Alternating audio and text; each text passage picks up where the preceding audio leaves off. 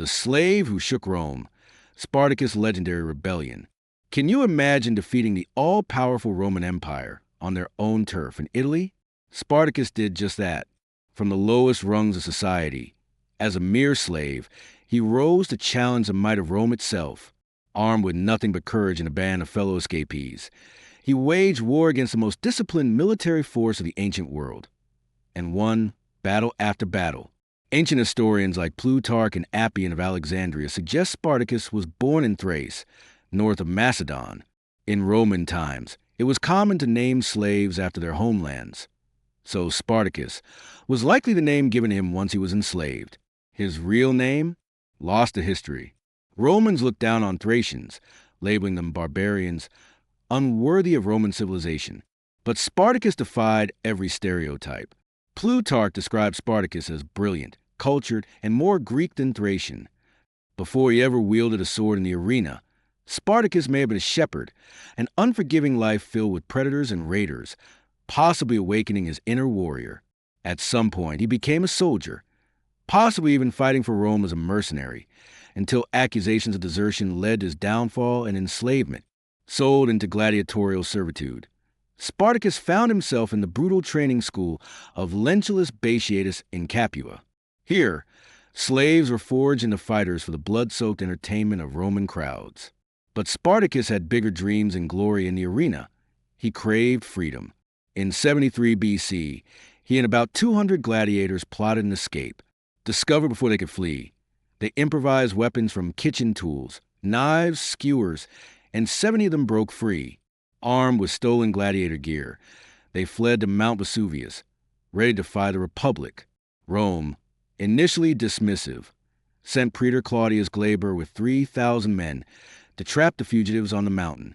Confident of an easy win, Glaber blocked the only known path down and waited for starvation to break the rebels. But Spartacus had other plans. Using vines and branches, the slaves crafted makeshift ropes and scaled down the unguarded side of Vesuvius, a maneuver no Roman anticipated. They flanked Glaber's forces, catching them off guard and crushing them in battle. A former slave had just humiliated a Roman army. This stunning victory ignited a wildfire. Slaves flocked to Spartacus, eager to fight for freedom. With every win, his ranks swelled, from a handful of escapees to 40,000 fighters by year's end. Rome, alarmed, sent Praetor Publius Varinius. But he too fell, his troops decimated. By 72 BC, Spartacus commanded over 70,000 men, sweeping across Italy, liberating slaves, and looting the estates of Rome's elite. The Senate, in a panic, dispatched 2 consuls. One targeted Crixus, Spartacus' co-leader, and crushed him. But Spartacus struck back, defeating both consular armies, exacting revenge by sacrificing 300 Roman prisoners in honor of Crixus. Rome's elite trembled. This wasn't just a rebellion, it was a war. Spartacus' forces grew to 120,000 strong, a terrifying army of former slaves, peasants, and warriors. But Rome wasn't done. They summoned Marcus Licinius Crassus, the Republic's richest man and a ruthless general. Crassus restructured the army, enforcing discipline with brutal punishments. He clashed with Spartacus in 71 BC, culminating in the Battle of the Salaris River. Outnumbered and outmatched, Spartacus fought fiercely, cutting through Roman lines in search of Crassus himself. He never reached him. Spartacus fell on the battlefield. His body never recovered, but his legacy immortalized. His rebellion lasted 3 years, shaking the Roman Republic to its core.